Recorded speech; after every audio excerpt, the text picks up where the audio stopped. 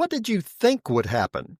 Find out how you can know what will happen when you disobey God in this episode of 5 Minutes Closer.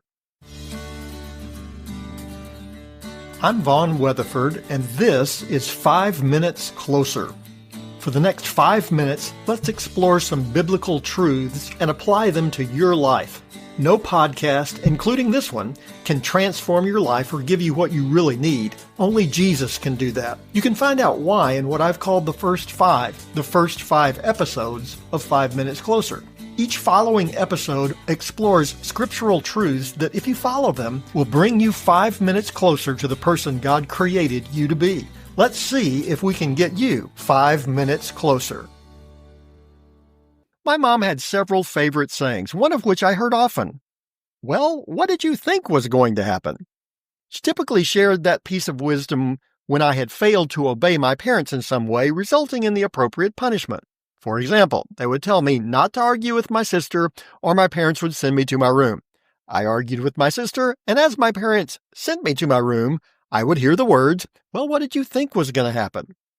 My mom told me not to throw the baseball in the house because I would break something. I threw my baseball anyway, and I broke something. As I was cleaning it up and counting exactly how many weeks of allowance it would take to pay for it, I heard the words, "Well, what did you think was going to happen?" Point taken. My mom explained the offense and the result. I shouldn't have been surprised when the offense resulted in exactly that result. So it was for the nation of Israel. If they allowed prosperity to cause them to forget God, if they failed to remember His commands, well, what did they think was going to happen? Here's how Moses said it in Deuteronomy chapter 8, beginning with verse 19. "And if you forget the Lord your God and go after other gods and serve them and worship them, I solemnly warn you today that you shall surely perish. Like the nations that the Lord makes to perish before you, so you shall perish, because you would not obey the voice of the Lord your God." In these two verses, Moses identifies two problems that would bring down the nation of Israel. The first is forgetting God, and the second is failing to obey His command. In the next chapter, Moses explained the failure of the people in the Promised Land was not because the nation of Israel deserved the land more. In verse 4 of chapter 9, he writes, "Do not say in your heart, after the Lord your God has thrust them out before you, it is because of my righteousness that the Lord has brought me in to possess this land. Whereas it is because of the wickedness of these nations that the Lord is driving them out before you."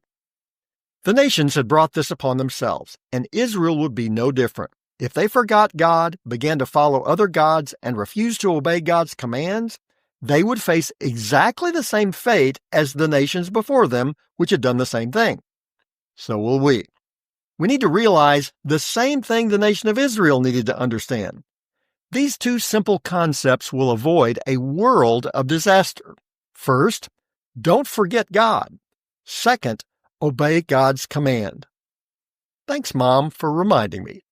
And now that I've reminded you, you're 5 minutes closer. My prayer is that these 5 minutes have challenged you, inspired you, and caused you to consider applying God's message for your life from His Word. To find out more, visit our website at 5minutescloser.com. Join me next time to see if we can get you 5 minutes closer.